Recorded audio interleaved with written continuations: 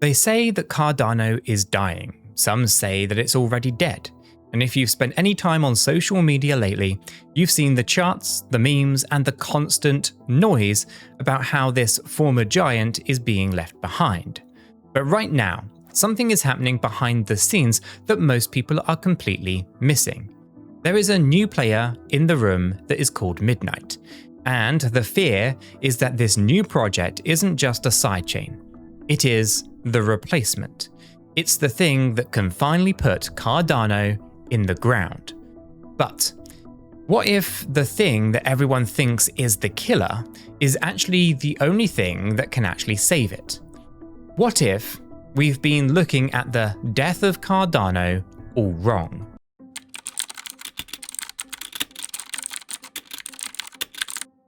To understand why everyone is panicking, we have to look at what Cardano actually is. You see, for years, it has been the academic, slow-moving turtle of the crypto space, right? And while other blockchains were moving fast and breaking things, Cardano was busy writing peer-reviewed papers. You probably remember the hype of 2021, the promise of smart contracts, the Ethereum killer narrative. But since then, the price has struggled, and the ghost chain label has stuck like glue. Then comes Midnight. See, Charles Hoskinson, the man who started it all, recently had to step up to a microphone to address a growing rebellion in his own community. The rumor? That Midnight, a new project focused on data protection, is going to siphon away all of the value, all of the developers, and all of the liquidity from Cardano. It's a classic story of the creator building something new because the old thing doesn't work anymore.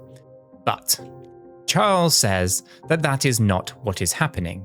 He's claiming that Midnight will actually grow the Cardano ecosystem by 10 times. That is a massive number. It's the kind of number that people throw around when they're desperate or when they know something that we do not. Now, we're going to look at the why behind that claim, because if he's wrong, the critics are right. Cardano is a walking corpse. But if he is right, then we are looking at a total shift in how we use the internet.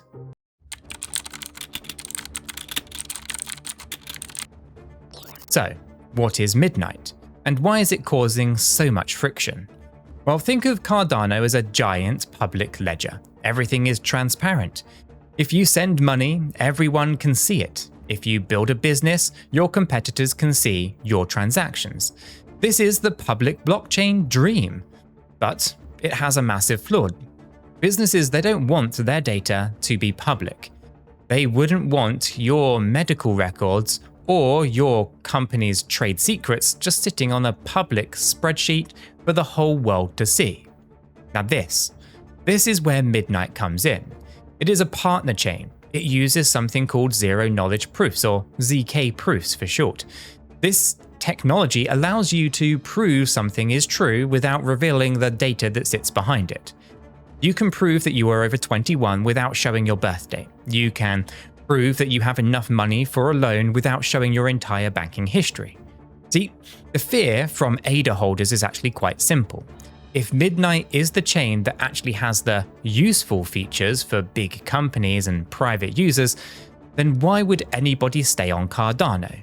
Why would the ADA token matter if the action is happening over on Midnight? Well, this is the big breakdown of the Cardano narrative, because the community, it feels like we've actually been waiting for years for Cardano to be the one, only to watch the founder start a new, shinier project. Now, Charles's response was pretty blunt. He says that Midnight will not kill Cardano because Midnight needs Cardano. It is not a replacement, it is an extension. But we've heard all that before in crypto, haven't we? Usually when a version 2 or a partner chain comes out, the original becomes a bit of a relic. Now, to figure out if that is what's happening here, we have to look at how these two actually talk to each other. Charles isn't saying Midnight will help. He's saying that it will expand the Cardano DeFi ecosystem by 10x. Now, to understand how that is even possible, we have to look at the current state of DeFi, decentralized finance. See, right now, DeFi is most likely a playground. It's where people are swapping some dog coins for some lending assets, or some other people are trying to buy more dog coins. It's actually a bit of a closed loop. It's not real finance. Real finance involves institutions, it involves banks, and it involves massive corporations. And these groups have a massive problem with the current blockchains, called regulation. So if a bank uses a standard blockchain, well, they might be breaking the law. They have to know who they are actually dealing with. They have to keep certain data private. But they also have to be able to show that data to a regulator if they actually get audited. It's a bit of a nightmare. Now, Hoskinson's argument is that Midnight solves this. It provides a way to be private and regulated at the same time. And because Midnight is tethered to Cardano, all of that institutional money that was locked out can actually flow through the Cardano ecosystem. Now, just imagine a world where a massive insurance company uses Midnight to manage its data. They keep the private stuff on the Midnight chain, but they use Cardano's security and infrastructure to settle the big moves. In this scenario, Cardano isn't the store, right? It's the foundation that the store is actually built on. But here is the question that keeps people up at night. Does the foundation actually capture any value? Or does it just do the heavy lifting while the store gets all of the profits?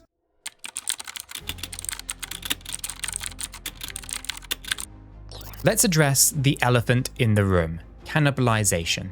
In the tech world, this happens all of the time. When Apple released the iPhone, it killed the iPod. Now, they didn't care because, well, they owned both. But in crypto, the users are also the investors. So if you hold ADA, you don't necessarily own a piece of Midnight. So, if developers start moving their applications to Midnight because it has better privacy features, what happens to the Cardano applications? If you're a developer, why would you build on a transparent chain when you could build on a protected one? You see, the big breakdown here is the realization that Cardano might be becoming a legacy chain. Think of it like a mainframe computer. It's there, it is stable, it's secure, but nobody is actually using it for the cool stuff anymore. Charles argues that Midnight will use Cardano for its security. It will pay Cardano in a way. But will that be enough to satisfy the community that has watched this asset drop in the rankings for 3 years? Now, we are seeing a shift in the philosophy of Cardano. It is moving away from being a single do-it-all blockchain to actually being a hub, a mother chain. But being a mother is hard when your children are more popular than you.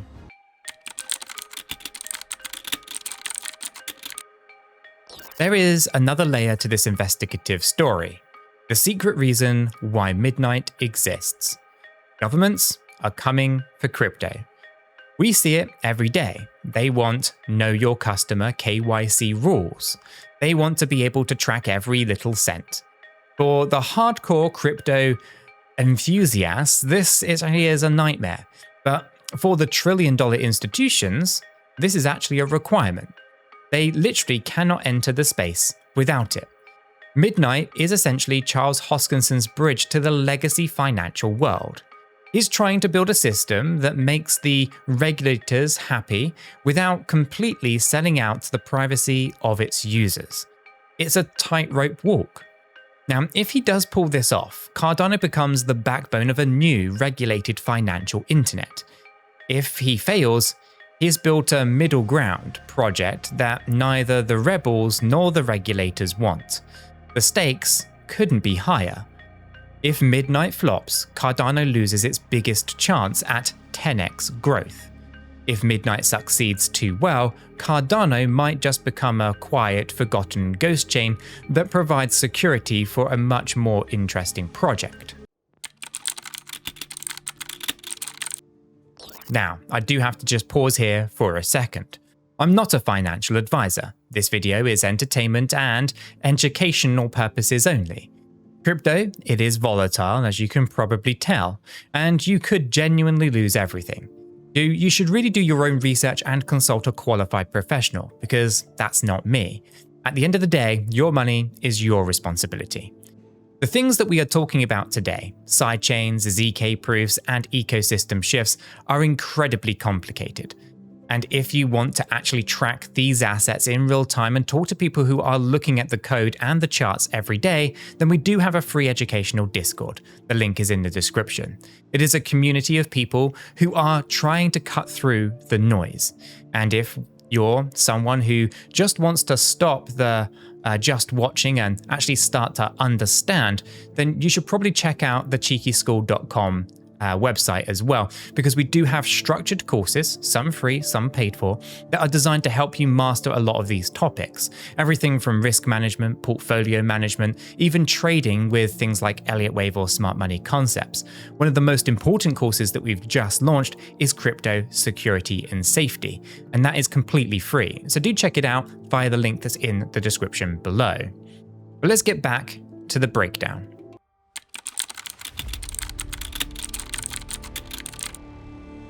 To understand if Charles is telling the truth about that 10x expansion, then we do have to look at the technology itself.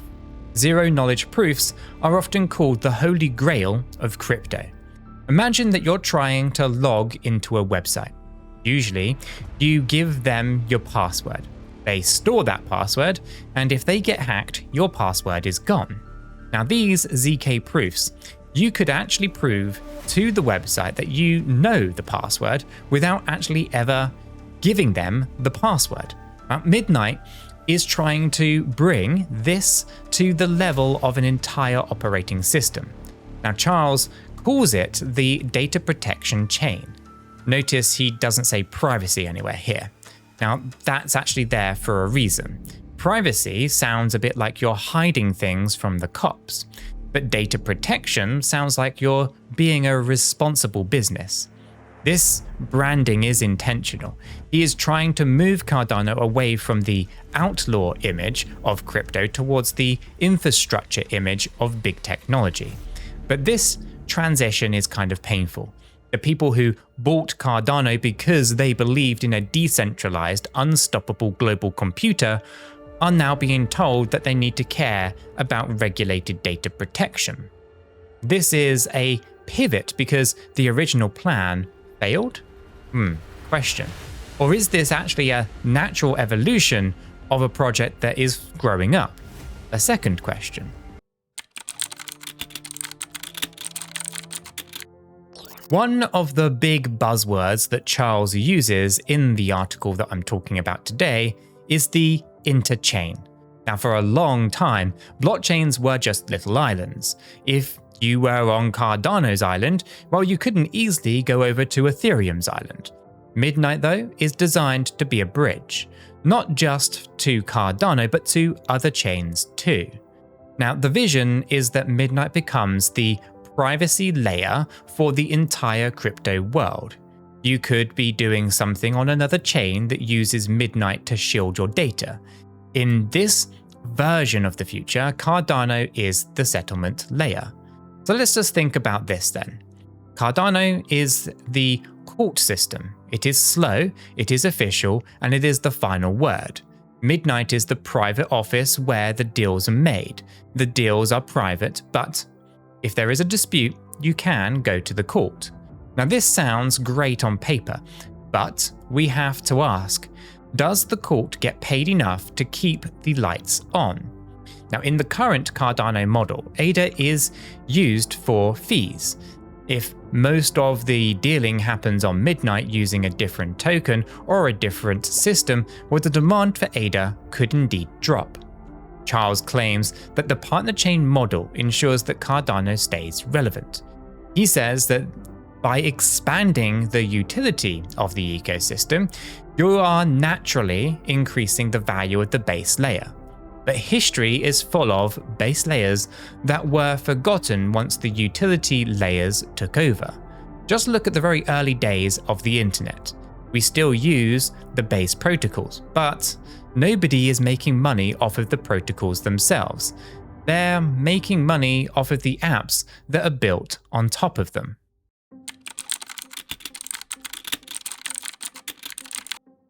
One of the biggest complaints against Cardano has always been when. When are the decentralized applications coming? When is the liquidity coming? When is the price going back to $3? The midnight announcement, it adds a new when to that growing list. Now, we're waiting for midnight. We're waiting for the 10x expansion. We're waiting for the institutions. Now, this is a segment of the community that is tired of waiting. Now, they see midnight as another distraction, another moving of the goalposts. First, it was the Shelley era, then it was Gauguin, then it was Basho, then it was Voltaire, now it's partner chains. Now, if you're looking at an article, that Charles is very confident. He talks about how this is the only way to achieve true DeFi. He is essentially saying that everyone else in crypto is just doing it wrong. Everyone else is building fake DeFi that will eventually just be shut down by governments because it doesn't have data protection. It's a bold claim. It basically is Charles versus the world. He's betting that the entire industry will eventually realize that he was right about privacy and regulation. If he's right, Cardano holders are sitting on a foundation of the future. But if he is wrong, then they're sitting on a foundation for a building that will never be finished.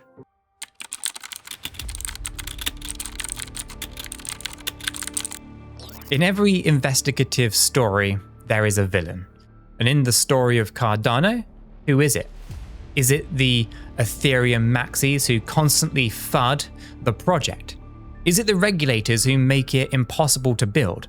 Or is it the slow and steady approach itself? You see, there is an argument to be made that the villain is actually the complexity. Cardano is so complex, so academic, and so different from other chains that it has created its own moat. But that moat is also a prison. It's hard for developers to learn. It's hard for users to understand. Midnight, though, is supposed to be much easier. It is supposed to be the on-ramp. But if the on-ramp leads to a complicated highway, will people still take it? And we are seeing a big breakdown in the user experience of crypto. People want things to actually be simple. They want to click a button and have it just work. They don't want to hear about EUTXO models or zero-knowledge proofs. And Charles knows this. He's trying to bake that complexity into the background so that users really never see it. But building that background, it takes time. And in a world of crypto, time is the one thing that you just don't have. Every month that passes is a month where another chain, like Solana or Ethereum's L2s, take more of the market share.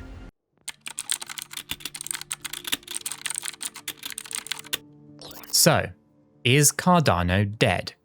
If you define dead as no longer relevant, then the answer depends entirely on midnight. Without a way to bring in real-world money and data, Cardano stays at least as a niche project for academics and ADA-only believers. It stays a ghost chain in the eyes of the broader market.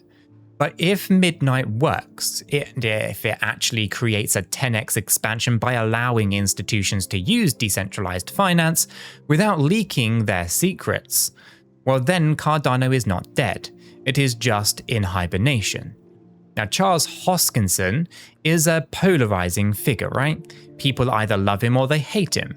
But one thing that you can't say is that he lacks a vision. He's looking 10 years down the road while everyone else is just looking at the 1-minute chart. The death of Cardano narrative is a powerful one. It sells clicks, it gets engagement, but when you look at the actual work that is being done, the partner chain framework, the ZK research, the focus on data protection, you see a project that isn't trying to solve the hardest problems in the industry, right? The problem is solving the hard problems that doesn't always lead to higher prices. It doesn't always lead to a 10x. Sometimes it just leads to more hard problems. We started this journey asking if Midnight was the killer or the savior. And after looking at the facts, the big breakdown is this. Midnight is a survival strategy. It's an admission that Cardano, in its current form, cannot satisfy the needs of the modern, regulated financial world. It needs a privacy shield.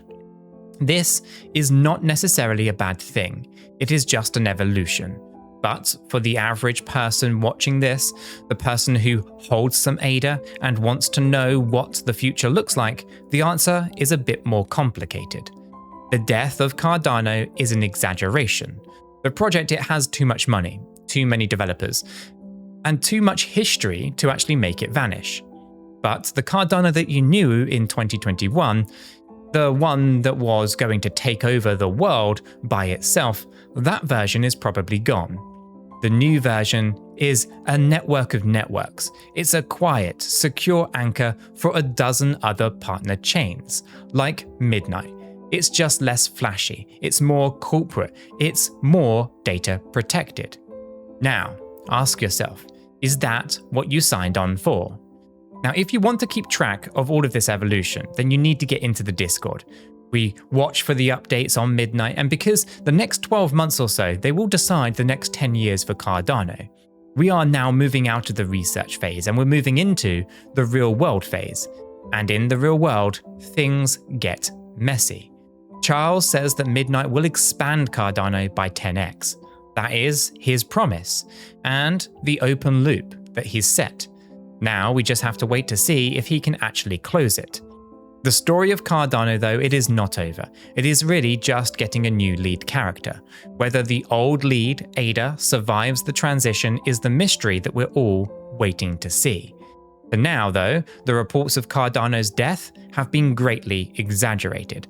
It is not dying, it is just becoming something different.